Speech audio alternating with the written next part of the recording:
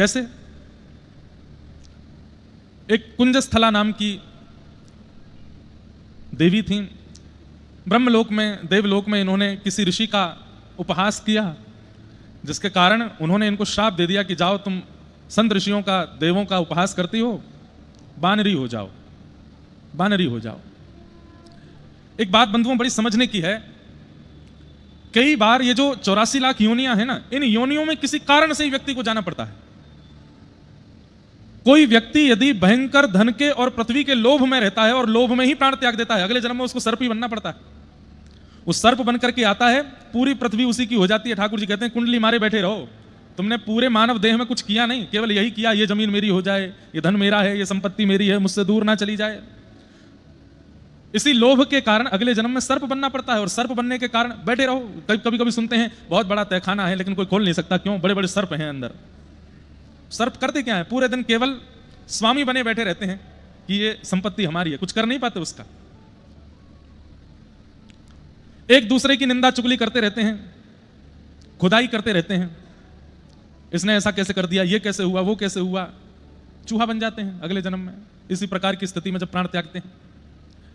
भयंकर परिवार के प्रति, संतान के प्रति अत्यंत मोह होता है, तो अगले जन्म में सुकर कुकर बनना पड़ता है। उनका भी मोह ऐसा ही होता है अपने संतान के प्रति। तो हमें ऐसा लगता है कि 84 लाख योनियां जो हैं ये निर्मित तो हुई, पर इन सब में जाने का कारण हमारा इस जन्म का मानव देह में किया गया कोई भी दुष्कर्म होता है। उसी में पता चला कि बानर कब बनना पड़ता है, जब संतों का, भक्तों का, वैष्णवों का जब आप उपहास करते हो, अपमान करते हो, तो अगले जन्म में बानर बनना पड़ता है। इसलिए कभी संत, वैष्णव, भक्त इनका उपहास नहीं करना। श्री भक्तमाल जी में नाभाजी कहते हैं कि कोई स्वरूप से संत है, भले ही वो अंदर से संत नहीं है, फिर भी उसका सम्मान करो। स्वरूप से तो संत है ना, उसका अपमान मत करो। अब भाई कोई वर्दी पहन करके आया है, भले ही भीतर देशभक्ति नहीं है, लेकिन वर्दी है तो पुलिस वाला ही ना, आप खड़े तो हो जाओगे उसको देख के। ठीक वैसे ही कोई स्वरूप से ही संत है, मन से नहीं है, विचार से नहीं है, बुद्धि से नहीं है, तो तब भी उसका सम्मान करो। तो कुंजस्थला नाम की जो देवी थी, इनको श्राप लगा और यही अंजनी मैया बनकर के पृथ्वी पर आई। लेकिन श्री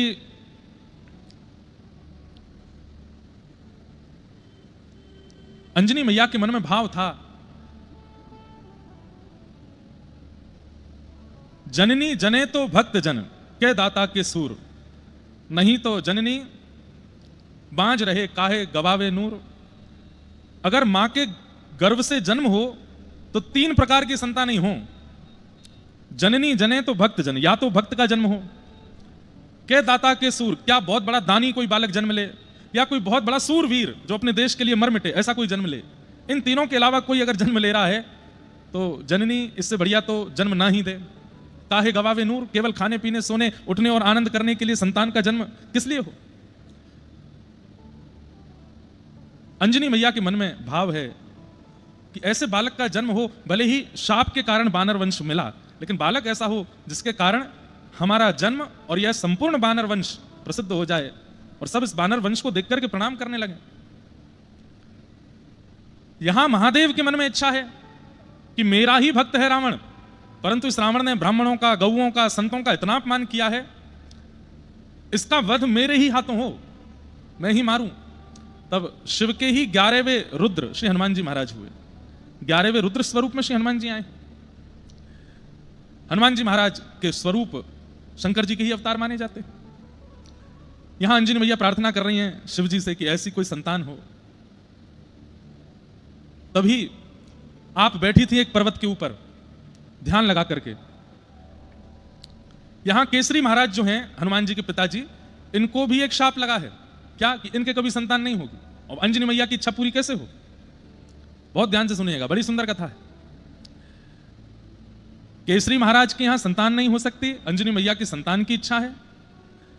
जन्म के बाद विवाह के उपरांत अंजनी मैया अभी तक ब्रह्मचारिणी ही हैं, एक पर्वत पर बैठ करके केवल तप कर रही हैं। महादेव की इच्छा है कि मुझे ही जाना है 11वें रुद्र के रूप में, रावण का वध मैं ही करवाऊंगा राम जी से जाकर के, लेकिन शिव प्रकट हो उसके लिए स्थान भी तो, मां भी तो ऐसी चाहिए। तभी संतों ने, ऋषियों ने, देवताओं ने कहा, बोले अंजनी मैया हैं, इनके गर्भ से आपका अंश यदि प्रकट हो जाए तो वो रावण वध कर सकता है। किनका आश्रय लिया जाए? तब देवताओं में अति बलवान श्री पवन देव, वायुदेव, उन्होंने कहा हम करेंगे। कैसे करेंगे? तो प्रभु श्री कृष्ण, प्रभु नारायण जब मोहिनी रूप धारण किए, इतने सुंदर बन गए, इतने सुंदर बन गए, सब देख करके मोहित हो गए। उस मोहिनी रूप को देख करके महादेव के नेत्रों से ऐसे प्रेमाश्रु प्रकट हुए, उन प्रेमाश्रुओं ने ही पृथ्वी पर आकर के अनेक अनेक रत्नों का रूप धारण कर लिया, स्वर्ण का, चांदी का रूप धारण कर लिया। उन्हीं प्रेमाश्रुओं को कई संतों ने, कई ऋषियों ने अपने पास में अभिषिंचित कर लिया। तभी पवन देव ने देखा कि महादेव के नेत्रों से प्रेमाश्रु प्रकट हो रहे हैं। पवन देव उसी प्रेमाश्रु को लेकर के गए हैं और पर्वत के ऊपर बैठी हुई अंजनी मैया के पास पहुंचे। ध्यानस्थ बैठी हैं। तभी उनको ऐसा अनुभव हुआ जैसे मानो किसी ने उनके अंग का स्पर्श किया हो। तुरंत अंजनी मैया के नेत्र खुल गए। कौन है? कौन मेरा स्पर्श कर रहा है? मैं ब्रह्मचारिणी हूं, किसकी इतनी हिम्मत हुई जो मेरा स्पर्श करे? तुरंत पवन देव बोले, मैया मैं हूं, आप बिल्कुल चिंतित मत होइए। आपने मेरा स्पर्श कैसे किया? मैं पवित्र नारी हूं, आपने मेरा स्पर्श किया कैसे? पवन देव बोले, मैया मैं पवन देव हूं, चींटी से लेके हाथी तक सबके स्पर्श करने का अधिकार है मेरा, मैं सबको स्पर्श कर सकता हूं, मुझसे ज्यादा पवित्र कोई है नहीं। इसलिए आप बिल्कुल चिंतित मत होइए कि मेरे स्पर्श से कहीं कोई अपवित्र भाव ना आया हो। मेरा अधिकार है आपको स्पर्श करने का। क्यों आए हैं आप? बोले कि मां आपके चित्त में जो इच्छा है उसकी पूर्ति के लिए आया हूं। आप बिल्कुल सावधानी से बैठे रहिए, मैं आपके कर्ण रंध्र से कुछ भाव आपके चित्त में अभिषिंचित करूंगा, जिससे एक ऐसा बालक आपके कुल में प्रकट होगा जो प्रभु की सेवा, प्रभु की सहायता करे, जो आपकी इच्छा, जो आपकी भावना, उन सबकी पूर्ति करे। और अंजनी मैया ध्यानस्थ बैठी हैं और तभी कर्ण रंध्र से वह प्रेमाश्रु महादेव का गर्भ में विराजमान हुआ और अंजनी मैया के गर्भ से प्रभु श्री हनुमान का अवतरण हुआ। अब देखो कितनी कथाएं हैं। एक कथा यह भी है। अब इस कथा से शंकर सुवन भी हो गए, पवन तने भी हो गए। पवन के द्वारा प्रयास करने पर प्रकट हो रहे हैं, शंकर जी के प्रेमाश्रु से हो रहे हैं, तो दोनों भाव हो गए। और वो प्रसिद्ध कथा सबने सुनी है कि कैकेयी जी का जो खीरांग था उसको एक चील लेकर के उड़ी और जाकर के वहां अंजनी मैया की गोद में छोड़ दिया। उसको पाकर के श्री हनुमान जी महाराज का प्रादुर्भाव हुआ। तो उस भाव से वो केसरी नंदन भी है। केसरी नंदन इसलिए भी है क्योंकि अंजनी जी के, हनुमान जी के पिता तो केसरी भगवान ही हैं, तो केसरी नंदन भी हैं, शंकर सुवन भी हैं, पवन तने भी हैं, तीनों के पुत्र हैं श्री हनुमान जी महाराज। ऐसे श्री हनुमान जी का फिर प्रादुर्भाव हुआ। और देखो एक बात, अभी मैं आ रहा था तो मन में बहुत सारे भाव चलते आ रहे थे, सोचता आ रहा था हनुमान जी महाराज कैसे भक्त हैं। हनुमान जी के प्राकट्य की कथा तब तक पूरी नहीं होगी जब तक आप राम जी के प्राकट्य की कथा नहीं सुनोगे। मतलब किसी भी स्थान पर, किसी भी परिस्थिति में हनुमान जी अपने आप को आगे नहीं रखते, सब जगह मेरे राघव जी आगे हैं।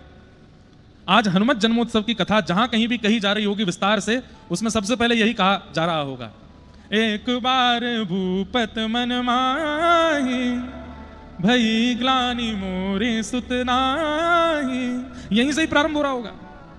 और उसके बाद वशिष्ठ ऋषि आए, गुरुदेव आए, गुरुदेव ने आकर के यज्ञ किया, यज्ञ के चरु हुए, एक चरु लेकर के पक्षी चला गया, अंजनी मैया की गोद में गया, वहां राम भरत लक्ष्मण शत्रुघ्न प्रकट हुए, यहां अंजनी मैया के गर्भ से श्री हनुमान जी महाराज।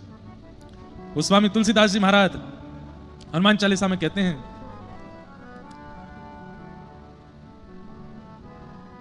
रघुपति कीनी बहुत बड़ाई, आगे क्या है? नहीं हमको आती नहीं, हनुमान चालीसा में बताओ क्या है। रघुपति कीनी बहुत बड़ाई भरत सम भाई। क्योंकि भरत जी जिस चरु से प्रकट होने वाले थे कैकेयी मैया के गर्भ से, वही चरु लेकर के गई है चील और जाकर के दिया है अंजनी मैया को। इसलिए भरत जी और श्री हनुमान जी वो सम प्रिय हैं हनुमान जी को। जितना प्रेम भरत जी से करते हैं श्री राम जी, उतना ही प्रेम श्री हनुमान जी महाराज से करते हैं। क्यों? ये एक ही अंश से दोनों प्रकट हुए हैं, बहुत प्रेम करते हैं श्री हनुमान जी से। और हनुमान जी के प्रति प्रेम करने का जो मूल कारण है, वो कारण यही है कि हनुमान जी अत्यंत योग्यताओं से परिपूर्ण हैं, पर समस्त योग्यताएं छुपी रहती हैं राम भक्ति के अंदर। हमारे अंदर कोई योग्यता आ जाती है, वो तुरंत दिख जाएगी। जैसे मैं धनवान हो जाऊं, तो मैं अगर बहुत धनवान हो जाऊं तो मेरी आकृति, मेरा चलना उठना बैठना बोलना, मेरा सब कुछ बदल जाएगा और उससे पता चल जाएगा कि मैं धनवान हूं। मैं ज्ञानवान हो जाऊं, विद्वान हो जाऊं, तो मेरी भाषा, मेरी बोली, मेरी शब्दावली, मेरे कहने का ढंग, उससे पता चल जाएगा कि मैं विद्वान हूं। हमारे शरीर की गतिविधियां हमारी योग्यता का परिचय दे देती है। पर हनुमान जी को देख करके कोई नहीं कह सकता कि इनमें अत्यंत योग्यताएं हैं। क्यों? सब भक्ति के आड़ में छुपी रहती हैं, भक्ति के अंदर दबी रहती हैं। इसलिए हनुमान जी राघव जी को अति प्रिय हैं। इतना सब कुछ कर दिया हनुमान जी महाराज ने, लेकिन तब भी राघव जी को अति प्रिय हैं श्री हनुमान जी।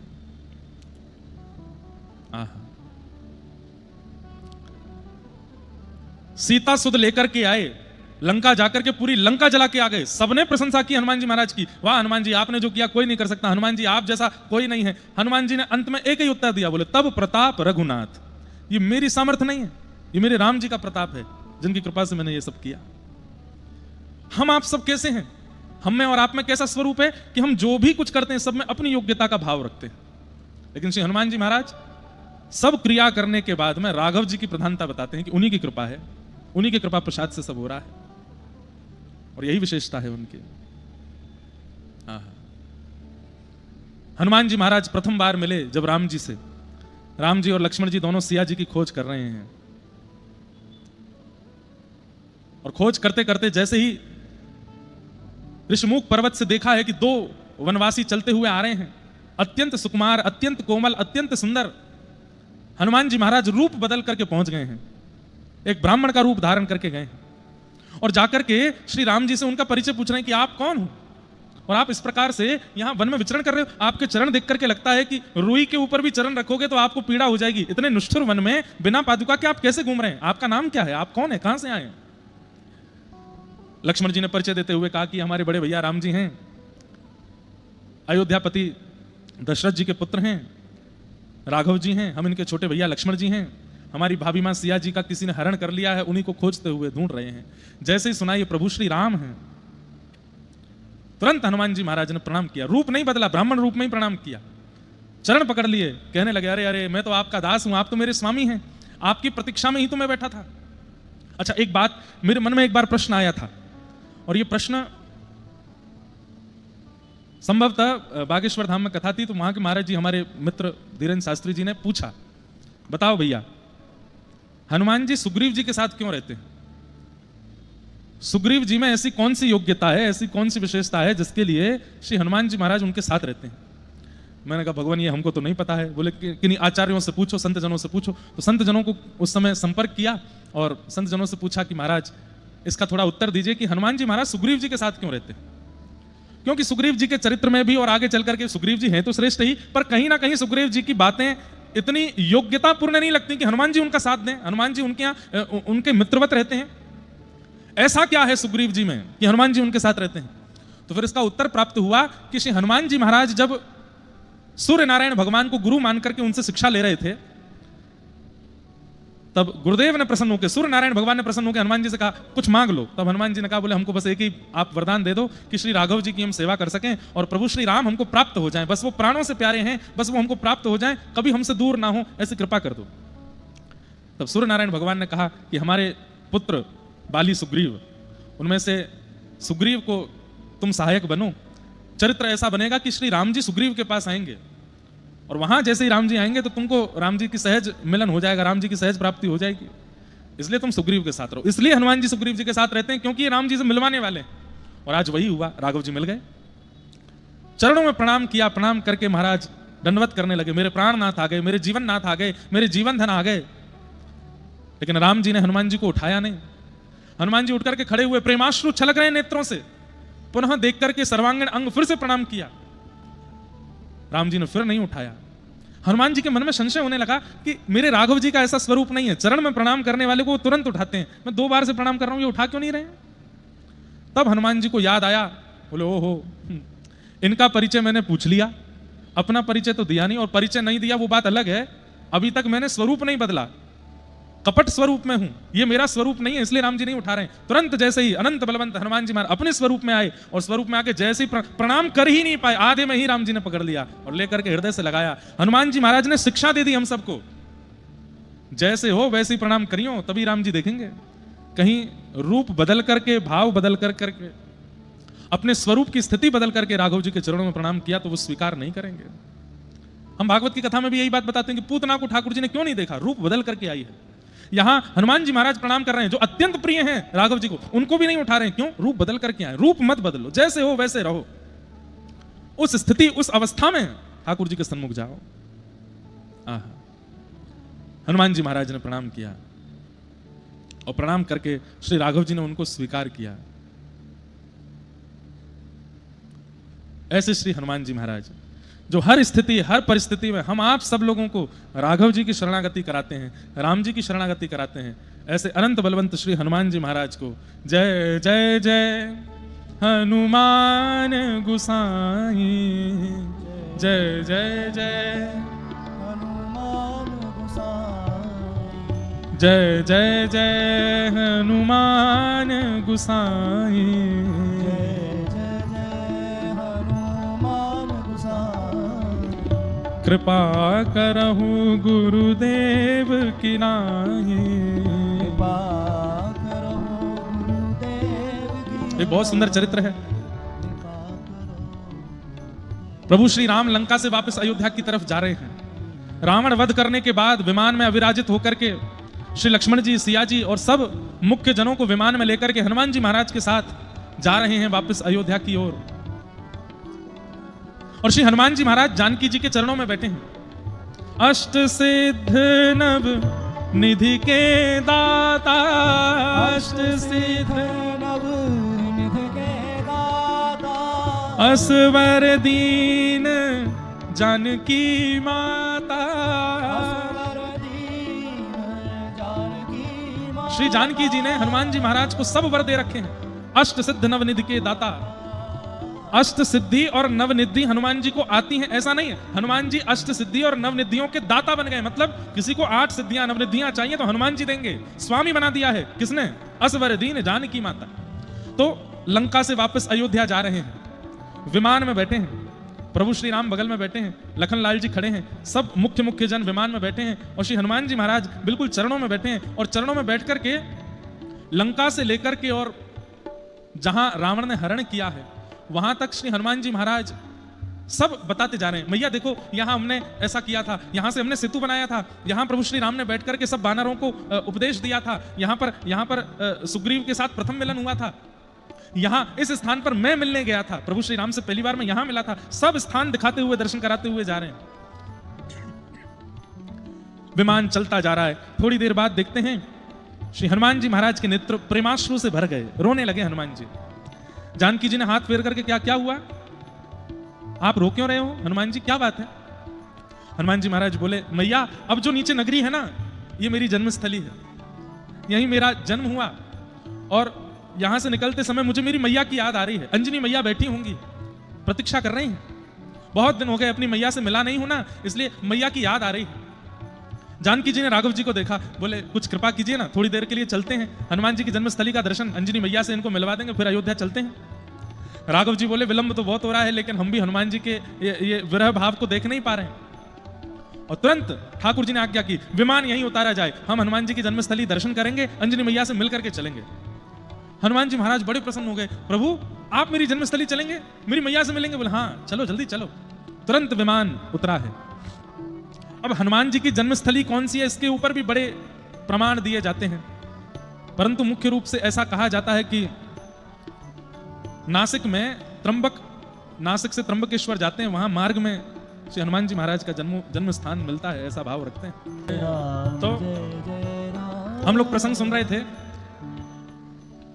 लंका विजय करके प्रभु श्री राम वापस अयोध्या जा रहे हैं और तभी हनुमान जी महाराज नगरियों का दर्शन कराते हुए चले, अचानक से भावुक हो गए, रोने लगे। तो श्री जानकी जी ने पूछा कि हनुमंत लाल आप रो क्यों रहे हैं? बोले मैया ये मेरी जन्मभूमि है, जो नीचे अभी हम जिसके ऊपर से गुजर रहे हैं, मेरी मैया अंजनी मैया बैठी है, वर्षों से मैं मैया से मिला नहीं हूं, इसलिए भाव में भावुक हो गया हूं। तो श्री जानकी जी ने राघव जी को इशारा किया, बोले यही विमान उतारो, हनुमान जी की जन्मस्थली का दर्शन भी करेंगे और अंजनी मैया से इनको मिलवा देंगे, हम भी अंजनी मैया के हाथ का कुछ प्रसाद पाके फिर चलेंगे आगे। राम जी ने तुरंत विमान नीचे उतारा। हनुमान जी तो नाचने लगे, आप मेरी जन्मस्थली जाएंगे? तो हमने दर्शन किया, नासिक से त्र्यंबक जब जाते हैं, त्र्यंबकेश्वर, तो मध्य में एक स्थान पड़ता है, कई जगह ऐसी भावना कि वो भी हनुमान जी की जन्मस्थली है, और उस स्थान का दर्शन करके आपको लगेगा भी कि हनुमान जी की जन्मस्थली, क्योंकि वहां के पर्वतों की आकृति और वो स्थान का जो भाव है बिल्कुल वैसा ही है। विमान उतार करके जैसे ही प्रभु श्री राम, जानकी जी और सब विशिष्ट जन उतरे हैं विमान से, हनुमान जी महाराज तो नृत्य करते हुए राघव जी को लेकर के चल रहे हैं। ठाकुर जी यहां से बाएं है जाओ, यहां से दाएं है जाओ, बस आगे ही है, पर्वत पर मैया बैठी हैं, अंजनी मैया ध्यानस्थ बैठी हैं। दूर से जैसे ही देखा, आहा, नृत्य कर रहे हैं श्री हनुमान जी। तभी देखते हैं कि ये तो हनुमंत लला हैं, अंजनी मैया तो बड़ी प्रसन्न हो गई, दौड़ने लगी, अरे मेरो लाला आ गयो, मेरो हनुमान आ गयो। लेकिन तभी देखती है ये पीछे कौन आ रहे हैं, ये श्याम वर्ण, गौर वर्ण और बिल्कुल कंचन जैसा वर्ण, ये कौन है। और थोड़ी समीपता से देखा तो क्या पाया कि प्रभु श्री राम, लक्ष्मण जी और श्री जानकी जी, उनको लेकर के हनुमान जी नृत्य करते हुए आ रहे हैं। अंजनी मैया तो अपने भाग्य मनाने लगी, धन्य है जो इच्छा रखी थी किस बानर वंश में ऐसा बालक हो कि बानरों को देख करके लोग हाथ जोड़ने लग जाया करें, वो आज सफल हुआ। ऐसी संतान दुनिया के हर मां को मिले जो राम जी को लेकर के घर आ रहे हैं, ऐसे नृत्य करते हुए आ रहे हैं। अंजनी मैया ने खूब प्रेम से स्वागत किया, जानकी जी ने जाकर के हृदय से लगाया, राघव जी ने जाकर के प्रणाम किया, अंजनी मैया ने सबको प्रणाम किया। और हनुमान जी की स्थिति बोले जैसे कोई 2 वर्ष का बालक, 3 वर्ष का बालक सुबह अपने पिता के साथ कहीं चला गया हो और व्याकुल हो गया हो मां से मिलने के लिए, और शाम को घर पे आते ही मां की गोद में चढ़ जाए, मां के केश पकड़ लेवे और मां के साथ खेलने लग जावे, बार बार उनको आलिंगन करने लगे। इतने बड़े हनुमान जी महाराज मैया की गोद में जाकर के बैठ गए और मैया से ऐसा स्नेह, ऐसा प्रेम करने लगे जैसे कोई 2-3 वर्ष का बालक करता हो। ये देख करके जानकी जी के नेत्र सजल हो गए। हनुमान जी कितने बड़े हैं, कितने ज्ञानी हैं, कितने गुणवान हैं, लेकिन मैया के सामने छोटे बालकवत स्नेह कर रहे हैं। थोड़ी देर बाद अंजनी मैया ने कही, हनुमान जी राम जी बैठे हैं, अब चलो ऐसे बालवत मत करो, ये राघव जी बैठे, उनको प्रणाम करो, चरण धोए। खूब सुंदर सामग्री अंजनी मैया ने पवाई, राघव जी ने प्रेम से पाई। पूरी लीला हनुमान जी सुना रहे हैं, मैया हमने ऐसे किया, वहां से फिर हम लोग पंपा सरोवर गए और उससे आगे फिर हम गए, और मैया मैं गया वहां से सीता जी की सुध लेकर के आया, राम जी की कृपा से सब हुआ। उसके बाद फिर हमने राघव जी को लेकर के गए, इतना विशाल समुद्र, हमने सेतु बनाया, सेतु बना करके लंका गए। ये सब बातें सुनकर के अंजनी मैया के मुखमंडल पर प्रसन्नता नहीं थी। लक्ष्मण जी ने इस भाव को जैसे ही देखा तो लक्ष्मण जी बोल पड़े, बोले मैया हमने इतनी बढ़िया बढ़िया आपको सब लीला चरित्र सुनाए कि ऐसे ऐसे सब हुआ, पर आपके मुखमंडल से विशेष प्रसन्नता की अनुभूति नहीं हो रही है। तो अंजनी मैया क्रोध में भर के लक्ष्मण जी को देखती हैं और कहती हैं, बोले हाँ मैं प्रसन्न नहीं हूं। बोले क्यों? अरे अभी अभी हनुमान ने कहा कि सेतु बनाना पड़ा और इतना निर्माण करना पड़ा, राम राम अंकित करने पड़े, इतना परिश्रम करके राघव जी वहां गए, वहां जाकर के भी इतना परिश्रम करना पड़ा, अहि रावण आदि के साथ में युद्ध आदि सब करना, हनुमान के रहते हुए इतने सबकी आवश्यकता नहीं थी। मैं इस बात से दुखी हूं। ये हनुमान है, ये एक बार लंका गया था, वहां जाकर के अपने पैर के अंगुष्ठ का भी यदि तीव्र प्रहार लंका पर कर देता तो संपूर्ण की संपूर्ण लंका नगरी रसातल में चली जाती। सीता जी को एक बार में लेकर के आ जाना था, राम जी को अपने स्वामी को इतना श्रम करवाया, इतना परिश्रम करवाया, सेतु बनवाया, ये सब सुनकर के मैं प्रसन्न नहीं हूं। अंजनी का पुत्र हनुमान इतना बलवान होते हुए भी इतना सब कुछ करना पड़ा। लक्ष्मण जी महाराज आसपास कुछ और बानर भी खड़े थे, उनकी ओर देख करके ऐसा भाव करने लगे, कोई अपने पुत्र की इतनी प्रशंसा करता है क्या? मैया तो मतलब ठीक है मानते हैं हम हनुमान जी बलवान हैं, पर यह क्या बात होती है कि अंगुष्ठ के प्रहार से लंका डूबा, ऐसे ही थोड़ी कोई लंका पहुंच जाते हैं। इतनी प्रशंसा भी किसी मां को करनी नहीं चाहिए, वो भी पुत्र के आगे। अंजनी मैया ने लक्ष्मण जी की इस बात को सुन लिया। अंजनी मैया बोली कि अभी लक्ष्मण जी मेरे हृदय का भाव जान नहीं पाए हैं। तभी हनुमान जी की ओर अंजनी मैया ने देखा तो हनुमान जी के प्रति जैसे ही वात्सल्य प्रकट हुआ, मैया के पयोधर से दुग्ध प्रकट हुआ और उस दुग्ध की एक बिंदु जिस पर्वत पर खड़े थे उस पर्वत पर जैसे ही जाकर के गिरी, पर्वत बीच से विदीर्ण हो गया, ज्वालामुखी प्रकट होने लगी, धूं धूं करके धुआं उठने लगा। राम जी, सीता जी सब लोग आश्चर्यचकित हुए, मैया ये क्या हुआ? मैया ने लक्ष्मण जी को बोला, लक्ष्मण जी, लखन भैया सुनो। बोले क्या? ये अंजनी के पयोधर के दुग्ध की एक बिंदु है जो पर्वत को विदीर्ण कर देती है। पृथ्वी में भी सामर्थ्य नहीं है कि वो अंजनी के दुग्ध की बिंदु को संभाल सके। उस दुग्ध में पला है हनुमान, उस दुग्ध को पीकर के पोषित हुआ है हनुमान, वो सामान्य नहीं है। और ये बात मैं जानती हूं, ये बात मैं मानती भी हूं। मैं हनुमान की बल की प्रशंसा नहीं कर रही हूं, बल्कि मैं ये कह रही हूं कि ऐसा होते हुए भी राम जी को इतना परिश्रम क्यों करना पड़ा? इसकी आवश्यकता नहीं थी। हनुमान चाहता तो अपने एक पैर के पाद प्रहार से पूरी लंका को रसातल में पहुंचा देता। ये मेरे दुग्ध की ताकत है हनुमान के अंदर, लेकिन फिर भी ये सब करना पड़ा, सेतु बनाना पड़ा, राघव जी को इतना श्रम करना पड़ा, इससे मैं दुखी हुई हूं। ये इसकी आवश्यकता नहीं थी। तब राघव जी ने अंजनी मैया को शांत किया, बोले मैया आप इतनी दुखी मत हो, हमारी आज्ञा नहीं थी। और श्री हनुमान जी महाराज हमारी आज्ञा के बिना कुछ करते नहीं है। हम में और हनुमान जी में अगर हम अपने आप को भक्त मानते हैं तो अंतर क्या है? हनुमान जी महाराज सर्वगुण संपन्न होते हुए भी अपने गुण का प्रदर्शन तब तक नहीं करते जब तक नाथ की आज्ञा नहीं होगी। और हम आप सब लोग गुण आते ही उसका इतना प्रदर्शन करने लगते हैं, जहां आवश्यकता नहीं होती वहां भी करने लगते हैं, वहां पर भी उसका प्रदर्शन, उसके प्रभाव का वर्णन करने लगते हैं। इसलिए राघव जी को हनुमान जी बहुत प्रिय, हम इतने प्रिय नहीं हैं। सर्वगुण संपन्न होते हुए भी अब बताइए, इतने दिन लक्ष्मण जी साथ रहे, लेकिन लक्ष्मण जी को पता है कि हनुमान जी बलवान है, पर इतने बलवान है ये आज पता चला। क्यों? अपने बल को प्रकट नहीं होने दिया, अपने बल का प्रदर्शन नहीं किया, अपने ज्ञान का प्रदर्शन नहीं, अपने धन का प्रदर्शन नहीं, अपनी भक्ति का प्रदर्शन आज की तारीख में बहुत ज्यादा होने लगा है। और आज की तारीख में सबसे ज्यादा प्रदर्शन भक्ति का होने लगा है। पहले के लोग अपने घर के उत्सव का, पार्टी का, आदि आदि चीजों का प्रदर्शन करते थे, अब प्रदर्शन भक्ति का करते हैं। हम तिलक लगाते हैं, प्रदर्शन। हम अयोध्या जाते हैं, उसका भी प्रदर्शन। हम वृंदावन जाते हैं, उसका भी प्रदर्शन। और प्रदर्शन से क्या होता है? दर्शन में, साक्षात दर्शन में बाधा आ जाती है। भक्ति का प्रदर्शन नहीं, अपने भाव का प्रदर्शन नहीं। कई लोग मिलते हैं, महाराज जी बैठे, महाराज जी को मिलते होंगे, मिल करके सबसे पहले अपने गुण बताएंगे। महाराज जी हम सुबह 4 बजे उठ जाते हैं, रोज 4 बजे उठ करके 3 घंटा ठाकुर जी की पूजा करते हैं, चाहे आंधी आ जाए, तूफान आ जाए, ये हो जाए, वो हो जाए, पास के शंकर जी पर जल चढ़ाने जाते हैं। ये जैसे ही आप अपने गुण का प्रदर्शन करते हो ना, गुण उसी समय क्षीण हो जाता है। मत बताइए उसको। एक बड़ा स्वाभाविक बात है कि कोई व्यक्ति गुणवान होते हुए भी अपने गुण को छुपाता है। किसी अन्य के मार्फत पता चले कि उसमें ये गुण था, तो सुनकर के कितना अच्छा लगता है। अरे वाह, उसने तो हमको पता भी नहीं चलने दिया कि वो इतना गुणवान था। नहीं तो लोग बाग अपने गुण का खुद ही प्रदर्शन कर देते हैं, खुद ही उसका प्रादुर्भाव, प्राकट्य कर देते हैं। नहीं, मत करो। एक बात कहने में हो सकता है किसी को अटपटी लगे, लेकिन ये बात बिल्कुल सत्य है।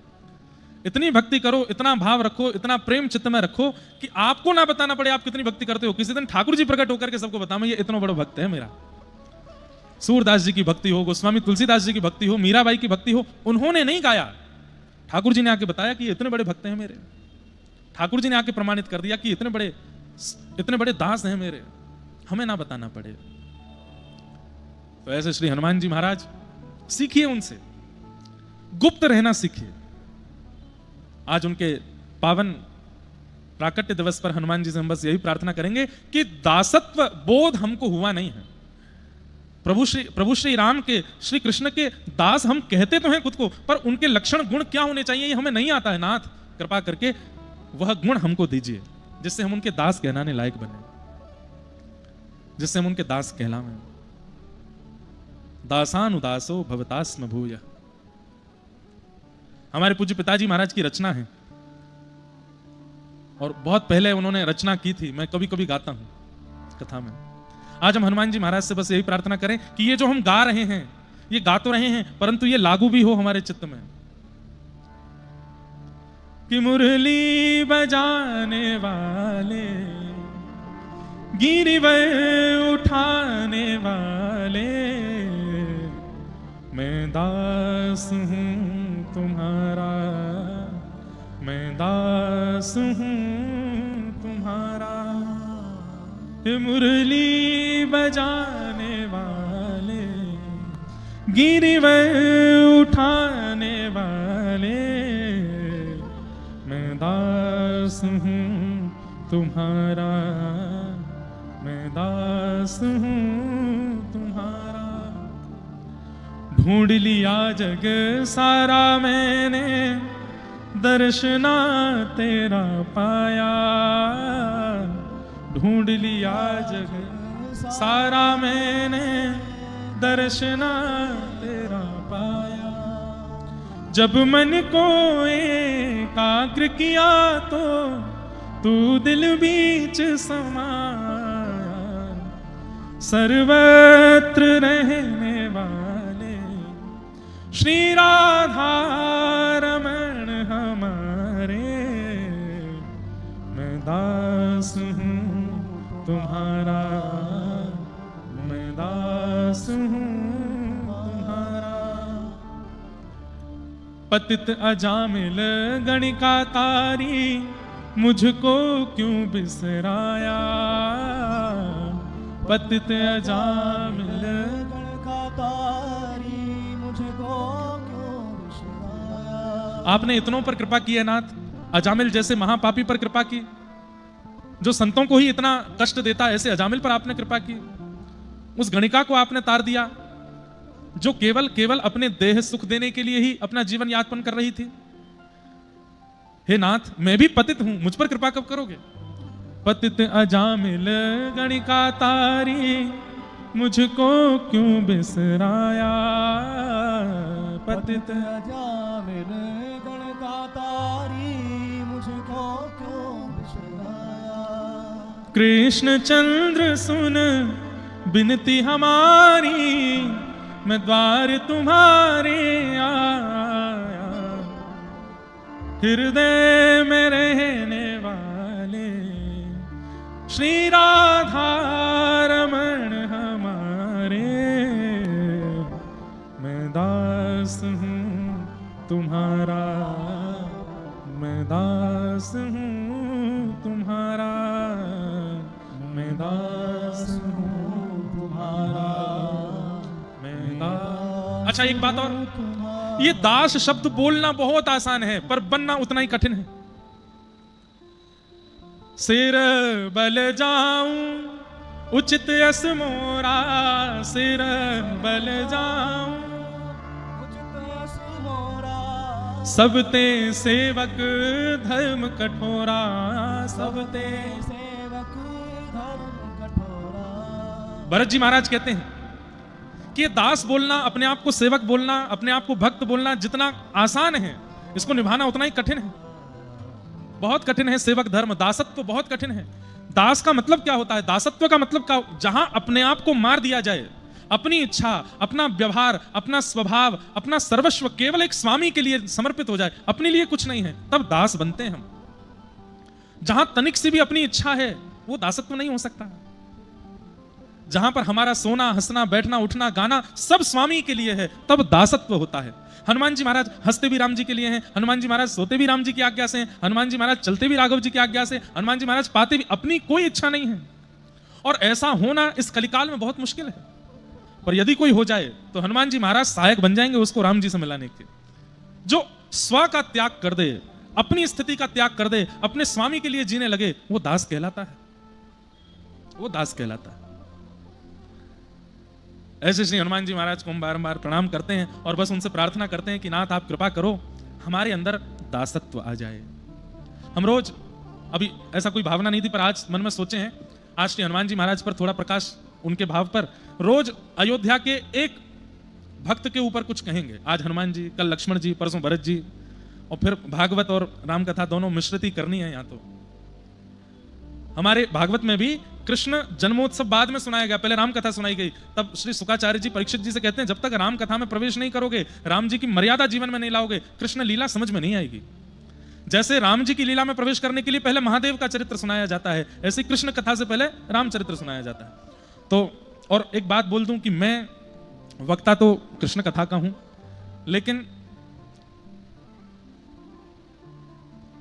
मुझे बहुत चाव रहता है राम जी की लीला सुनाने का, राघव जी के चरित्र सुनाने का। और ऐसे मधुर मधुर चरित्र हैं प्रभु श्री राम के, हनुमान जी के, भरत जी के, लक्ष्मण जी के, सिया जी के। अयोध्या नगरी मिली है, आप सब मिल गए हो, भागवत जी मिल गए, मंच मिल गया है, हमारे महाराज जी मिल गए, तो हम कोई चूक छोड़ने वाले हैं नहीं। अपने मन की सब स्थिति पूरी कर देंगे यहाँ पर। बस आप लोग ध्यान से सुनिएगा, आप लोग भाव से सुनिएगा, आपसे बस हमको यही चाहिए, एकाग्रता रखिएगा बस। 7 दिन में नहीं आपको राघव जी का अनुभव हो जाए तो हमारा नाम बदल दीजिएगा, कुछ तो होगा। क्योंकि हम स्वयं इसी भाव से कथा कहते हैं कि भाई 7 दिन में चाहे स्वप्न दर्शन हो लेकिन हो जरूर। ऐसे राघव जी को हम प्रणाम करेंगे। और अयोध्या नगरी है, ये अयोध्यापुरी है, यहाँ की बड़ी महिमा है। वो महिमा तो फिर अयोध्या जी का महात्मा हम कल सुनाएंगे कथा में। अयोध्या जी का महात्मा क्या है, जैसे हमारी व्रज का महात्मा है, वृंदावन का महात्मा है, अयोध्या जी का भी बड़ा विशेष महात्मा है। सरजू जी का महात्मा, सरजू जी की रज का महात्मा है, सब महात्मा भी कल सुनेंगे। आज प्रथम दिन की कथा है, महात्मा में भागवत जी का महात्मा हम कर लेते हैं। सच्चिदानंद रूपाय विश्वोत्पत्त्यादि हेतवे तापत्रय विनाशाय श्री कृष्णाय वयम नमः। अच्छा एक बात और, हमारे प्रभु श्री कृष्ण की बड़ी लीलाएं हैं, अंतरंग लीलाएं कथाओं में सुनते हैं, बाल लीला सुनते हैं, निकुंज लीला सुनते हैं, श्री राधा रानी के साथ में प्रेम लीला सुनते हैं। राघव जी की भी बड़ी लीलाएं, इनकी होली लीला बड़ी सुंदर है। राघव जी के मणि पर्वत के हिंडोला की लीला बड़ी सुंदर है। श्री राघव जी की होली भी बहुत सुंदर है। श्री राघव जी का वन विहार सियाजू के साथ बहुत सुंदर सुंदर लीलाएं हैं। अवसर मिलेगा तो यहाँ सुनाएंगे सब बड़े विस्तार से, आनंद से। अंतरंग लीलाएं भी बड़ी सुंदर हैं श्री राघव जी के, तो सब भाव मिश्रित करके परोसेंगे। सच्चिदानंद रूपाय, भगवान के 3 रूप हैं, सत्य, चैतन्य और आनंद। बहुत ध्यान से सुनिएगा। स्वरूप अनेक हो सकते हैं पर रूप भगवान के 3 ही हैं।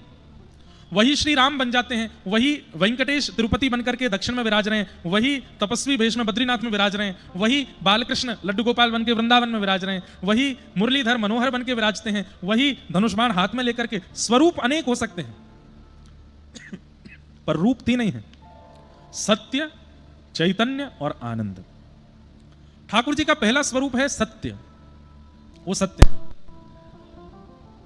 उनके प्रति आप असत्य की भावना नहीं रख, आप कभी भी किसी भी विषय में प्रश्न चिन्ह नहीं उठा सकते कि ये लीला भगवान ने कैसे कर दी, ये तो नहीं हो सकती थी। नहीं, आचार्यों की सन्निधि में, शास्त्रों की सन्निधि में सबका प्रमाण है कि ये लीला क्यों की है, कैसे की है, इसके पीछे कारण क्या है। और एक बात सुनिए, इन 7 दिनों में कोई संशय अगर आपके चित्त में आवे, कोई प्रश्न चित्त में आवे, तो आप हमसे लिख करके पूछ सकते हैं। हमको आता होगा तो हम तुरंत उत्तर देंगे, नहीं आता होगा तो अपने आचार्य गुरुओं से पूछ के देंगे, लेकिन देंगे। संशय मत रखिएगा। कोई भी लीला प्रसंग ऐसा हो जिसमें लगे कि हमें इस बारे में जानना है कि भगवान ये भाव कैसे है, या सनातन की कोई बात है, या कोई प्रश्न जो आपके चित्त में बहुत समय से चल रहा है, प्रश्न जरूर आप कर सकते हैं पर बोल के नहीं, लिख करके कीजिएगा। भगवान सत्य हैं, ये बात आपको माननी पड़ेगी। उनकी कोई भी लीला, उनका कोई भी कारण किसी में भी असत्य नहीं है, सब सत्य है। वो जो कर रहे हैं सब सत्य है। ठाकुर जी सत्य स्वरूप है। अच्छा, सत्य किसको माना जाता है? जिसके सामने असत्य थरथर कांपता हो, वो सत्य है। आप मुझसे झूठ बोल लोगे, आप अपनों से झूठ बोल लोगे, आप पत्नी से झूठ बोल लोगे, आप बच्चों से झूठ बोल दोगे, आप पिता माता से झूठ बोल दोगे, लेकिन ठाकुर जी के आगे पता नहीं क्यों अपने आप स्वीकार करते हैं हम सत्य। लोग ठाकुर जी के दर्शन करने जाते हैं तो जैसे ही ठाकुर जी को देखते हैं तो तुरंत लोगों के मन में यह बात आ जाती है कि नाथ तुम जानत सब अंतर्यामी, आपको सब पता है, आपको सब पता है। ये इतनी मालाएं मुझे पहनाई जा रही हैं, इतना सम्मान मेरा किया जा रहा है, इतनी धन संपत्ति बढ़ रही है, इतना सब कुछ मुझे मिला, कैसे ये सब हो रहा है आपको सब पता है। इन लोगों को तो नहीं पता, ये तो सब सोचते हैं कि परिश्रम से मिला है, ये सब सोचते हैं कि प्रारब्ध से मिला है, लेकिन नाथ आपको सब पता है। मैंने कहां छल किया है, कहां कपट किया है, कहां द्वेष किया है, कहां अभिनिवेश किया, आपको सब पता है। ठाकुर जी के सामने सत्य छुप नहीं पाता, अपने आप प्रकट हो जाता है, इसलिए वो सत्य है। व्यक्ति कहीं स्वीकार नहीं करता पर ठाकुर जी के आगे कर लेता है। हमारे न्याय प्रणालिका में भी गीता जी की सौगंध तो खिलाते हैं, सौगंध खा करके कहो जो भी कहूंगा सत्य कहूंगा।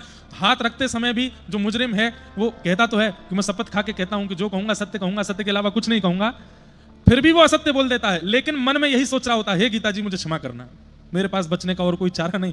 आपको पता है कि सत्य क्या है, लेकिन मुझे झूठ बोलना पड़ेगा। इसका मतलब क्या है? जहां पर यह भाव चित्त में है कि इन्हें पता है कि सत्य क्या है, वही परमात्मा है, और परमात्मा सब जानते हैं। अरे कई बार वो सीसीटीवी फुटेज भी आते हैं, मंदिर में कोई चोर घुस गया चोरी करने के लिए, ठाकुर जी का मुकुट चुरा रहा है, बर्तन चुरा रहा है, तो वो भी ठाकुर जी को एक बार प्रणाम तो करता ही है। आप तो सब जानते हैं, इसके बिना काम चलना नहीं है, लेकिन करना पड़ेगा, क्या करूं, मजबूरी है। ठाकुर जी सत्य है, उनके सामने सत्य प्रकट करना नहीं पड़ता, अपने आप स्वाभाविक हो जाता है। कई लोगों को आप देखते हैं मंदिर में जाते ही भावुक हो जाते हैं, नेत्रों से आंसू, क्यों? राम जी को देख करके वो भावुक नहीं हुए, वो इसलिए भावुक हो जाते हैं कि नाथ मेरी परिस्थिति मुझे पता है कैसी कैसी हुई थी, और उस परिस्थिति में मैंने क्या क्या नहीं किया ये मैं ही जानता हूं, आपको सब पता है, आपने सब स्थिति में मेरी रक्षा की, मुझे संभाला, नाथ मुझे क्षमा करना। कई बार मैंने देखा है बड़े बड़े उद्योगपति, बड़े बड़े धनी मानी, बड़े बड़े नामी ग्रामी लोग, कोई कमी नहीं है जिनके पास, हवाई जहाज में, अपने हवाई जहाज में चलते हैं, हेलीकॉप्टर साथ में रहता है, सब कुछ है उनके पास, संपत्ति की कोई कमी नहीं, सब कुछ है। व्यापार रुक भी जाएगा तो भी इतनी संपत्ति है कि अंतिम श्वास तक कमा सकते हैं। वो भी कई बार ठाकुर जी के आगे रो जाते हैं। पहले तो ऐसा लगता था ये भाव से रो रहे हैं, पर नहीं, भाव से नहीं रो रहे हैं, वो इसलिए रो जाते हैं क्योंकि वो जानते हैं कि इन्हें सब सत्य पता है, ये सब जानते हैं। वो कई बार इसलिए रोते हैं कि नाथ बस पता है, अपने तक ही रखना, उससे बाहर आने मत देना। सत्य, ठाकुर जी का स्वरूप सत्य है। दूसरा, ठाकुर जी का स्वरूप चैतन्य है, वो मूर्ति नहीं है, वो पाषाण नहीं है, वो चैतन्य है। जनकपुरी में एक भक्त हुए, पूरा अयोध्या उनको जानता है, और लगभग आप में भी कई लोग जानते होंगे, श्री प्रयागदास जी, मामा प्रयागदास। कहते हैं कि उनके माता पिता के कोई संतान नहीं हो रही थी, तब संतों ने आशीर्वाद दिया कि बोले तुम्हारे घर में एक भगवत भक्त जन्म लेगा, चिंता मत करो। संत आशीर्वाद देके गए, उसके बाद ही प्रयागराज में कुंभ था, वहां दोनों माता पिता स्नान करने गए, और स्नान के करके लौट करके आए, तभी ऐसा आभास होने लगा, और वैद्यों ने आकर के कहा मैया खुशखबरी है, अब संतान आने वाली है।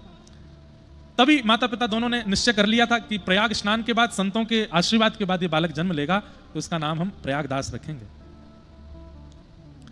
लेकिन भक्त का जीवन सीधा नहीं होता, और जिसका जीवन सीधा है वो भक्त नहीं होता। लिख लीजिएगा, भक्त का जीवन सीधा नहीं होता। जो चाहा मिल गया, जब चाहा खा लिया, जैसा चाहा हो गया, वो भक्त नहीं है, महासंसारी है। मन में इच्छा हुई मुंबई में बंगलो बनना चाहिए तो बन गया। मन में इच्छा हो गई कि बेटे का शादी हो जाए, बेटी का ऐसा ब्याह हो जाए, मन में इच्छा हो गई 2 संतान हो जाएं, मन में इच्छा हो गई ऐसा सब भाव हो जाए, और जो जो इच्छा हो रही है वो पूरी होती जा रही है, इसका मतलब वो भक्त नहीं है। इच्छा प्रकट हुई लेकिन पूरी ना हुई, और पूरी हुई तो भी इतनी मशक्कत करके हुई कि महाराज बस रोम रोम खींच लिया गया हो, तब समझो भक्त है। हमारी बात समझ रहे हैं? इन बातों को सुन के डर मत जाइएगा कि भक्ति मार्ग ही छोड़ दो, डरो नहीं, विश्वास चित्त में रखिएगा, ठाकुर जी सब मंगल करते हैं। पर भक्त के जीवन में अगर कुछ टेढ़ापन नहीं है तो समझो वो भक्त नहीं है। प्रयागदास जी अपनी मैया के गर्भ में जैसे ही आए, पिताजी अस्वस्थ रहना प्रारंभ कर दिए, और ऐसी स्थिति हुई कि जिस दिन प्रयागदास जी का जन्म हुआ उसी दिन पिताजी के प्राण चले गए। मतलब बालक का जन्म और पति की मृत्यु एक साथ। मां क्या करे ऐसी स्थिति में, लेकिन ठाकुर जी पर भरोसा करके, सब संतों के आशीर्वाद पर भरोसा करके उस बालक के ऊपर ध्यान दिया। विधवा हो गई मां, बालक को गोद में लेकर के अब उसका लालन पालन करना प्रारंभ किया। धीरे धीरे जैसे ही थोड़े बड़े हुए, चलने फिरने की थोड़ी स्थिति, घुटमुन चलने लगे, एक दिन इतनी जोर की आग लगी कि पूरा घर जल करके राख हो गया, और जो थोड़ी बहुत संपत्ति जिससे मां बालक का पोषण कर रही थी वो भी जल गई, खत्म, सब खत्म, कुछ नहीं बचा। पिता चले गए, संपत्ति चली गई, परिवार संबंधी। एक बहुत सुंदर पद है, याद आ रहा है, गा दूं? सूरदास जी कहते हैं, ऊधो, महाराज जी बहुत सुंदर पद है। ये स्थिति सबके जीवन में आएगी, इसलिए सब तैयार रहना, मुझसे लेके आप तक कोई नहीं बचेगा। गोपियां गा रही हैं लेकिन सूरदास जी की वाणी है, ऊधो जब टेढ़े दिन आवे, ऊधो जब टेढ़े दिन आवे, हाँ ऊधो जब टेढ़े दिन आवे, ऊधो जब टेढ़े। हमारे श्री नामदेव जी महाराज कहते हैं, कीर्तन में 2 अपराध हैं। पहला अपराध कीर्तन में ना गाना, और दूसरा अपराध कीर्तन में बिना करताल के बैठना। ताल में बजाइए। आप लोग बढ़िया वातानुकूलित पंडाल में बैठे हो, कथा तो वैसे नीचे बैठ के सुननी चाहिए, लेकिन आप सब कुर्सी और सोफा पे बैठे हो, अच्छी बात है, उतर मत जाना नीचे, लेकिन ये जो फायदा मिला है इसका उपयोग कीजिए, सोने के लिए नहीं, जागने के लिए। और जागा तब जाएगा जब गाओगे, करताल बजाओगे। एक ताल बजाओ और गाओ इसी एक ताल में, ऊधो जब टेढ़े दिन आवे, ऊधो जब, हाँ ऊधो जब टेढ़े दिन आवे, ऊधो जब टेढ़े। जब टेढ़े दिन आते हैं तो क्या होता है? इष्ट मित्र मुख हूँ नहीं बोलत, इष्ट मित्र मुख हूँ नहीं बोलत। साथ में बैठ करके चाय पीने वाले, गले में गलवैयां दे करके कहने वाले, अरे मैं तेरे साथ हूं, तू बिल्कुल चिंता मत कर, कुछ हो जाएगा, मैं खड़ा हूं ना, आधी रात फोन कर देना, 50 मिस कॉल करती, फोन नहीं उठा रहा है। क्यों? तुम्हारे टेढ़े दिन आए हैं। छापामारी चल रही है घर पर, बैंक के लोग पीछे पड़े हैं, पुलिस के चक्कर लगाने पड़ रहे हैं, और ये सब नहीं तो अस्पताल जाना पड़ रहा है, बीमारी हारी लग गई है, डॉक्टरों ने हाथ खड़े कर दिए हैं, परिस्थिति बिगड़ गई है। ऐसे में क्या होता है?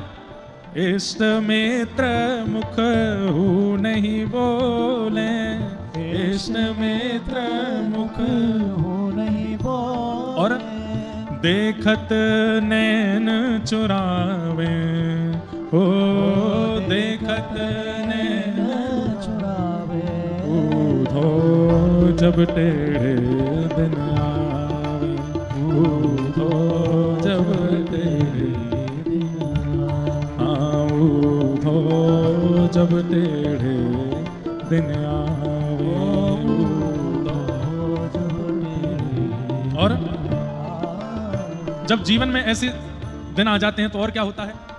ओ सोना छुवत होत है माटी, सोना छुवत होत है माटी, सोना छुवत होत है माटी, सोना। छुवत होत है माटी। समझ में आई बात? पता चला कि ओहो यहाँ से मुझे लाखों का फायदा होगा। पता चली वो लाखों आए, रात रात में ही खर्च हो गए, खत्म हो गए, कुछ खत्म, बस छूते ही मिट्टी बन गए सब, कोई अस्तित्व ही नहीं है उसका। सोना, ये टेढ़े दिन सबके आए थे। ये वाला टेढ़ा दिन सबको आया था जब 8 नवंबर को कुछ साल पहले मोदी जी ने कह दिया था 500,000 की नोट बंद। उस समय अपने अपने स्टोर रूमों में भरे हुए सब धन लग रहे थे, मट्टी बन गए सब, जीवन भर की कमाई अब किसी काम की नहीं है। सोना छुवत होत है माटी, सोना छुवत होत है माटी। और तब मूरख ज्ञान सिखावे, ओ मूरख। जब विपरीत दिन आते हैं ना तो मूर्ख भी आपके बगल में बैठ करके आपको ज्ञान दे जाएगा और आपको उसका ज्ञान अच्छा भी लगेगा। अच्छा ऐसा करने से हो जाएगा ठीक, बोला हाँ कर दो। क्या करना पड़ेगा? आगामी मंगलवार के दिन रात्रि 2 बजे स्नान कर लेना, 2 बजे स्नान करके कोरे वस्त्र पहन लेना और जाके पीपल के नीचे ऐसा ऐसा करके आ जाना, घूम करके आना, पीछे मुड़ के मत देखना। पीछे मुड़ के देखा तो सब खत्म हो जाएगा। अब ऐसी परिस्थिति में अगर वो ये भी कह दे कि पलक मत झपकना, भले ही आंसू आ जाए तो झपकना ही नहीं है। भैया झपकी तो नहीं थी, हल्के से बंद हुए थे नेत्र, बस बस इसीलिए नहीं काम बनना तुम्हारा, तुमने हल्का सा नेत्र बंद किया था। अगले मंगलवार की प्रतीक्षा करो। सोना छुवत होत है माटी, सोना छुवत होत है माटी। तब मूरख ज्ञान सिखावे, ओ मूरख ज्ञान सिखावे। ए ऊधा जब टेढ़े दिन आवे, ऊधा जब टेढ़े दिन ऊधा जब टेढ़े दिन आवे, जब टेढ़े दिन आवे। ये सब गोपियां गा रही हैं। जब ठाकुर जी व्रत छोड़ के चले गए, उद्धव जी ज्ञान उपदेश करने आए, तब गोपियों ने ये गाया था। लेकिन ये बात हम सब पर लागू हो रही है। यहां बैठा हर व्यक्ति एग्री कर रहा है कि भाई ये तो सत्य है बिल्कुल। लेकिन गोपियां क्या कह रही हैं? अपनो अपनो भाग्य सखीरी, अपनो अपनो भाग्य सखी। यहाँ काको दोष लगावे, ओ काको दोष लगावे।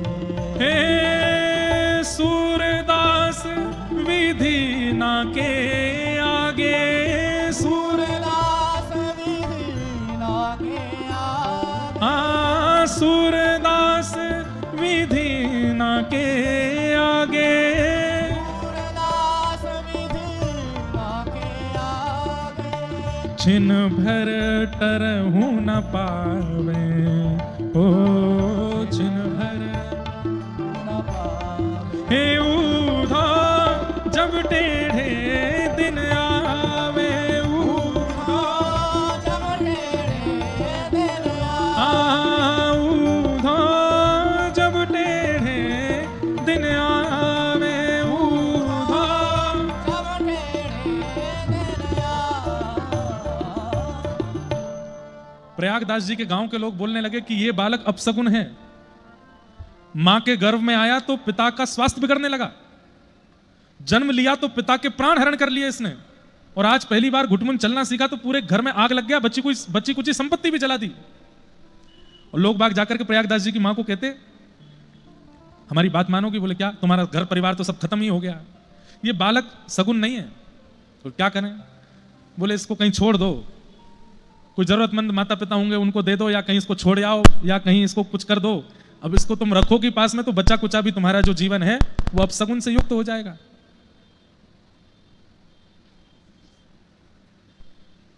कहां तक कहें, प्रयागदास जी थोड़ा थोड़ा बड़े हुए, चलने फिरने लगे, माइक के टेढ़े दिन आए हैं। ऊधो जब टेढ़े दिन आवे, क्या बता रहा था मैं? कहाँ थे हम?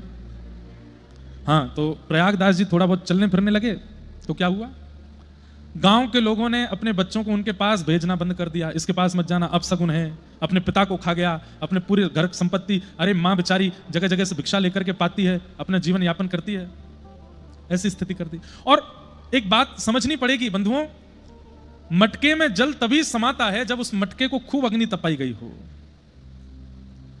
कई बार व्यक्ति बोलते हैं सुना हुआ, व्यक्ति बोलते हैं पढ़ा हुआ, पर कई लोग बोलते हैं वो ना सुने हैं ना पढ़े हैं। कैसे बोल रहे हैं इतना अच्छा, इतना आकर्षण कैसे आ गया उनकी वाणी में? बोले प्रेम रस भरा है चित्त में, और प्रेम उसी के चित्त में भरता है जिसको खूब तपाया गया हो ठाकुर जी के द्वारा। जो तपा नहीं होगा वो प्रेम रस को समा नहीं पाएगा चित्त में। इसलिए बंधुओं, विपत्ति आती है ना जीवन में, घबराया नहीं कीजिए, ऐसा सोच लिया कीजिए कि हम सब मटका हैं, ठाकुर जी तपा करके हमको बढ़िया आकृति दे रहे हैं, कुछ समय की बात है, सह लेते हैं। और ये बात सत्य है, रात्रि के बाद उजाला होगा, कुछ समय की बात है, धैर्य पूर्वक नाम जप करते हुए, भगवत स्मरण करते हुए सह लीजिए उस स्थिति को, उस समय को, अच्छे दिन आ जाते हैं फिर। अच्छा, अच्छे दिन मानते किसको आप? समय से भोजन मिल जाए, समय से रोटी मिल जाए, समय से धन मिल जाए, वो अच्छे दिन ना। बिना प्रयास के वृंदावन जाने को मिल जाए, अयोध्या आने को मिल जाए, ठाकुर जी की कथा सुनने को मिल जाए, ठाकुर जी का स्मरण होने लग जाए, सोते उठते चलते फिरते नाचते गाते राम कभी चित्त से जाते नहीं है, समझो वही अच्छे दिन है आपके। ठाकुर जी की विस्मृति नहीं होती है। धन संपत्ति तो भैया रावण को भी मिल रही थी, सब कुछ बढ़िया रावण के पास था, ये कोई अच्छे दिन थोड़े हैं। हरि स्मृति ये अच्छे दिन है। प्रयागदास जी थोड़े थोड़े बड़े हुए। एक दिन अपनी माँ से बोले, माँ मैं बाहर जाता हूं बगीचे में बच्चों के साथ खेलने, सब बच्चे बोलते हैं हम अपनी बुआ के यहाँ जा रहे हैं, कोई कहता हम अपनी मामा के यहाँ जा रहे हैं, कोई कहता हम अपनी नानी नाना के यहाँ जा रहे हैं, और आज तो मैया सब बालकों के हाथ यहाँ तक भरे हुए थे। मैंने पूछा ये क्या पहन के आए हो? तो सब बोले राखी है, हमारी बहनों ने पहनाई है। माँ मेरे हाथ में राखी क्यों नहीं है? मेरी बहन कहाँ है? और मेरे बुआ फूफा दादी दादा नानी नाना ये सब कहाँ है? कोई भी क्यों नहीं है हमारे घर में? बालवत चेष्टा अति अद्भुत होती है बंधु। अगर बालक के बालवत समय पर उसके चित्त में भक्ति का संचार कर दिया जाए तो वही मीराबाई बन जाती है, वही मामा प्रयागदास बन जाते हैं। बड़े होने के बाद उनमें चतुराई आ जाती है, इसलिए भक्ति इतनी सुदृढ़ नहीं हो पाती। बालक जब होते हैं ना, बहुत सहजता में समझ जाने वाले, उस अवस्था में यदि भक्ति का संचार कर दिया जाए। अब मीराबाई को श्याम सुंदर कैसे मिले? छोटी सी मीराबाई बारात देख करके बोलती मैया ये क्या है? बोले बारात है। ये घोड़ी पर कौन बैठा? बोले ये बींद है, दुल्हा है, एक दुल्हन से ब्याह करने आया, उसको संग ले जाएगा। अच्छा मैं भी किसी दिन दुल्हन बनूंगी? बोले हाँ। मेरा भी बींद आएगा? बोले हाँ। ऐसे ही आएगा? बोले हाँ। मेरा बींद कब आएगा? अरे अभी तो बहुत समय। कहां से आएगा? माँ बताओ ना कहां से आएगा? बोले मुझे नहीं पता। रोने लगी मीराबाई, कहां से आएगा, कौन आएगा, उसका नाम क्या होगा, बताइए ना। एक दिन, 2 दिन, 4 दिन, 5 दिन, 10 दिन तक जब रोती रही मीराबाई, एक दिन माँ ने ऐसी बालवत बोल दिया छोटी सी मीरा से। कक्ष में गिरधर गोपाल जी का सुंदर चित्र है, सुंदर प्रतिमा विराज। बोले ये है तेरे बींद, यही आएंगे घोड़ी पे बैठ के, ये आएंगे? बोले हाँ। सहरा पहन करके आएंगे उसी की तरह? बोले हाँ, उससे भी अच्छे बन के आएंगे। मेरा वर्ण यही करके ले जाएंगे? बोले हाँ यही करके ले जाएंगे। बस उसी दिन से मीराबाई नेत्र नीचे रखती हैं, ठाकुर जी को देख करके घूंघट कर लेती हैं और उन्हीं को प्रियतम मानती हैं। और वही स्थिति ले गई मीराबाई को वहां तक। सपनामा वर्णा दीनानाथ, 56 कोटा जना पधार्या, दुल्हो श्री ब्रजनाथ। ठाकुर जी दुल्हा बनकर के आए मीराबाई को लेने के लिए। वो कथा तो पूरी बड़ी है, पर बाल चेष्टा, बाल स्थिति ऐसी होती है कि उस समय में यदि भक्ति का संचार कर दिया जाए तो बालक परम भागवत हो जाता है। मामा प्रयागदास जी, मामा तो बाद में बने, पहले तो ये इनका नाम पहले प्रयाग दत्त था, प्रयाग दत्त। माँ ने कहा बेटा तू क्यों रोता है? मेरी बहन कहाँ है मैया? मुझे राखी क्यों नहीं पहनाई? सब बालकों के हाथ में राखी, सबके परिवार हैं, मेरा परिवार क्यों नहीं है? तो माँ ने छोटे से प्रयागदास जी को गोद में लेकर के कहा तेरी बहन है ना, कहाँ है? उसका ब्याह हो गया है, बड़े कुल में ब्याह हुआ है, बड़े नगर में रहती है, राजा की पत्नी बन गई है, इतना अवकाश नहीं होता उसको आने का घर पे, वो बड़े नगर। अच्छा कौन सा नगर है? बोले अयोध्या नगर है। अच्छा हमारे जीजाजी कौन है? बोले जीजाजी राघवेंद्र सरकार, राम जी तुम्हारी जीजाजी हैं। अच्छा मेरी बहन का नाम क्या है? वो तुम्हारी बहन का नाम सियाजू है। सियाजू मेरी बहन है? बोले हाँ वही तुम्हारी बहन है। मैया और मेरा सब परिवार? बोले सब वही है, भरत लाल जी, श्री लक्ष्मण जी, श्री हनुमान जी, सबसे मैया ने अलग अलग संबंध बता दिए। बोले वो सब तेरे संबंधी हैं, पर बहुत व्यस्त रहते हैं बालक, इसलिए वो आ नहीं पाते। लेकिन तू ऐसा नहीं सोचना तेरा कोई नहीं है, वो सब तेरे ही हैं। अब तो प्रयागदास जी रात भर सोचते रहे, सिया जी मेरी बहन है, राम जी मेरे जीजाजी हैं, ये मेरे वो हैं, ये मेरे वो हैं, सबसे मेरा संबंध है। सुबह उठते ही मैया के पीछे पड़ गए, बोले मैया बहन नहीं आ सकती, बहुत व्यस्त है, पर मैं तो बहन के पास जा सकता हूं ना। माँ बोली अब ये तूने नई रट लगा ली। अब तो प्रयागदास जी रोने लगे, नहीं नहीं माँ मैं जाऊंगा, अपनी बहन से मिलने जाऊंगा। और ये कोई बात थोड़ी होती है कि ब्याह हो गया, बड़े कुल में ब्याह हो गया तो अपने भैया को भूल जाएगी, अपनी मैया को भूल जाएगी, कभी आएगी नहीं। रक्षाबंधन पर सब भाइयों की बहन आती, मेरी बहन नहीं आएगी, मैं डांट के आऊंगा बहन को, मैया मैं तो जाऊंगा। इतनी हट करने लगे कि माँ ने अंत में कहा ठीक है जा तू अयोध्या चला जा, वही है तेरी बहन। माँ ऐसे कैसे चला जाऊं, कुछ तो बना के दो। माँ को जबरदस्ती रसोई में लगे, कुछ बना के दो, कुछ सामग्री दे दो। माँ ने कुछ सामग्री बनाई, सामग्री बना करके दे दी और बस मनी मन सोचने लगी, हे राघव जी मेरे पुत्र का ध्यान रखना, ये निकल तो गया है, मैंने इसको समझा तो दिया है, जितनी मेरी इच्छा थी, जितनी मेरी योग्यता थी उतना इसको मैंने कर तो दिया है, बस आप संभाल लेना इसको। निकल गए प्रयागदास जी अयोध्या के लिए। अयोध्या आए, माँ से पूछा था अयोध्या नगरी तो बहुत बड़ी होगी, मेरी बहन कहाँ रहती है, कोई जगह बता दो। तो माँ ने कह दिया था कनक भवन में है तेरी बहन। सीधे कनक भवन में बिहारिणी जी के दर्शन करने के लिए गए और वहां जाके पुजारी जी से पूछने लगे, जय सिया राम। बोले जय सिया राम। बोले कहो भैया हम जनकपुर से आए हैं, प्रयागदास हमारा नाम है, जानकी जी के छोटे भैया हैं, आप उनको मिलवा दीजिए, बोल दीजिए कि मैं उनका भाई हूं, राखी बंधवाने आया हूं। पुजारी जी बोले सामने योगल सरकार विराज रहे हैं, दर्शन करो। बोले इनके तो दर्शन मैंने कर लिए, इनको तो मैंने प्रणाम कर लिया, पर वो जानकी जी कहाँ है? बोले वो जानकी जी बैठी तो है सामने। अरे ये वाली जानकी जी नहीं, ये तो हिल भी नहीं रही, बोल भी नहीं रही, चल भी नहीं रही, उठ भी नहीं रही, स्पष्ट बैठी हैं, ये वाली नहीं, वो वाली जानकी जी, ये तो उनका प्रतिमा स्वरूप है, वो चलती फिरती हैं, वो बोलती हैं, उनसे कह दीजिए मैं आया हूं, मुझे राखी पहना दें। बंधुओं विचार करके देखो, आज भी अगर कोई ऐसा कहे तो आप लोग क्या करोगे? हाँ भैया ठीक है, तो बैठ जाओ, अब इससे क्या मूड मारे, पागल आदमी है, कह रहा है कि जानकी जी को बुलाओ। यही उस समय हुआ। पुजारी जी ने कहा दर्शन करो, प्रसाद लो, चलते बनो यहां से, बहन मिलेंगी तुम्हारी शिकायत करूंगा मैं उनसे, मिलने नहीं दे रहे हो मुझे। बाहर जाके किसी से बोले मेरी बहन जानकी जी कहाँ है? कोई मंदिर बता दे, कोई मंदिर बता दे। मंदिरों में जाकर के ठाकुर जी के विग्रह को देखकर रोने लग जाए, विग्रह से नहीं मिलना है मुझे, प्रत्यक्ष मिलना है, वो मेरी बहन है, मेरी माँ ने कहा कि वो मेरी बहन है।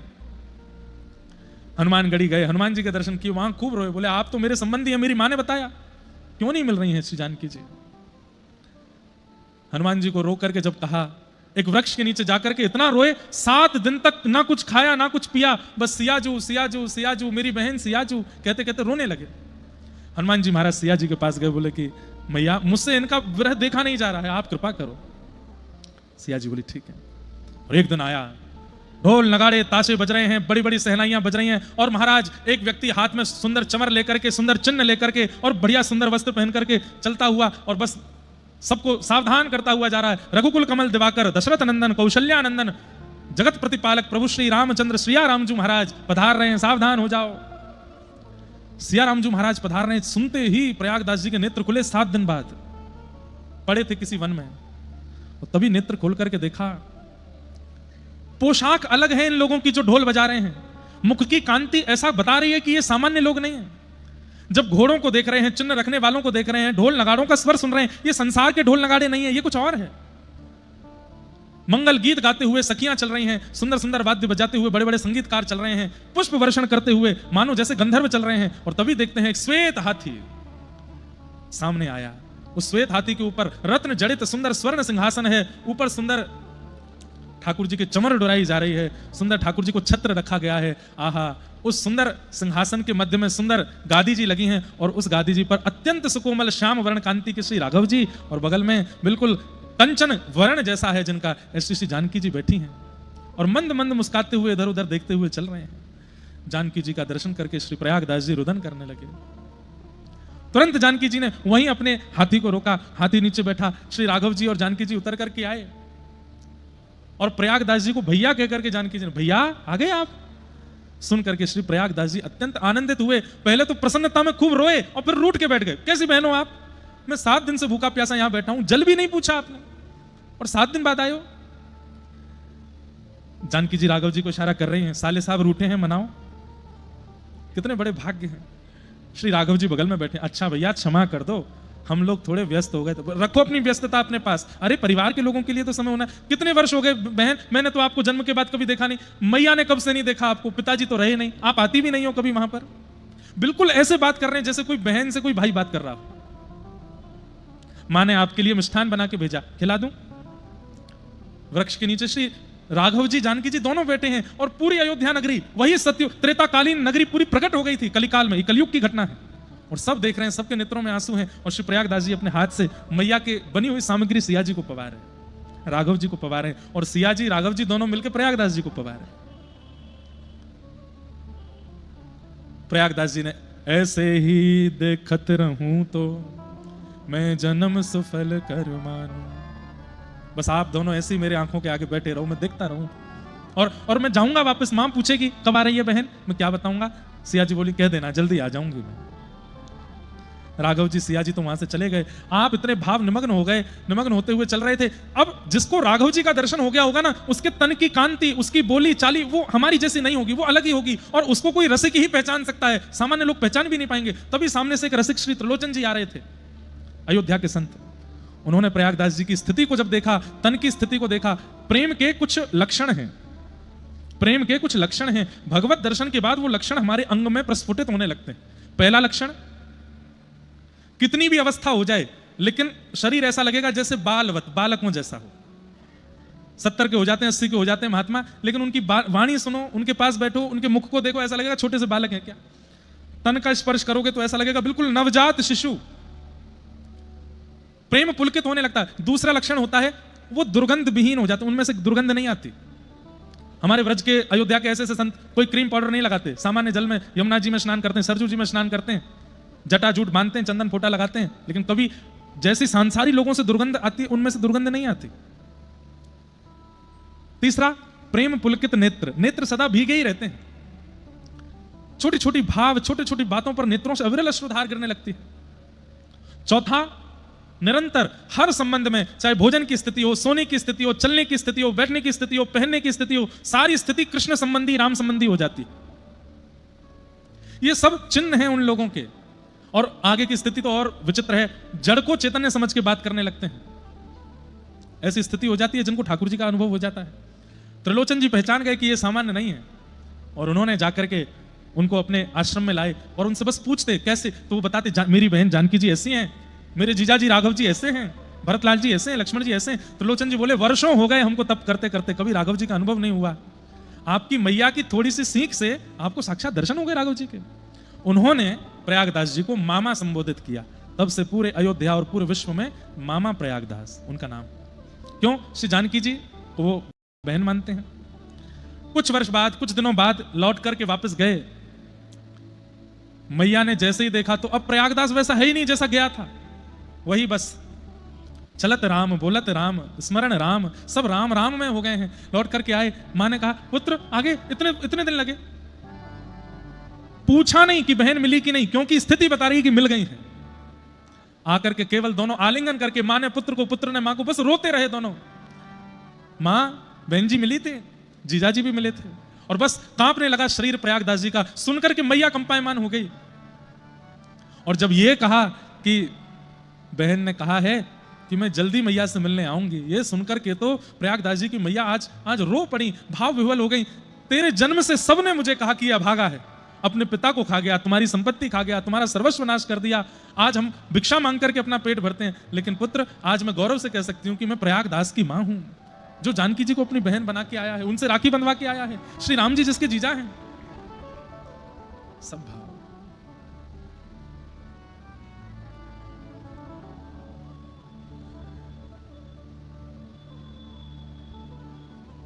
प्रयागदास जी महाराज लेटे रहते।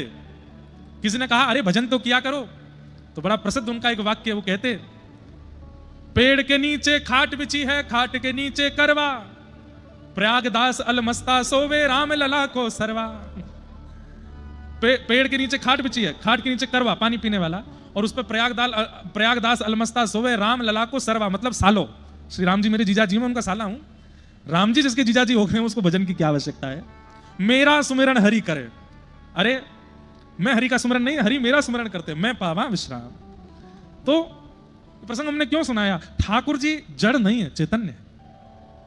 उनको जड़वत मानना भी नहीं है कि वो कोई पाषाण है, कोई धातु है। आप पाषाण धातु मानेंगे तो ठाकुर जी सदा पाषाण धातु में ही दिखेंगे।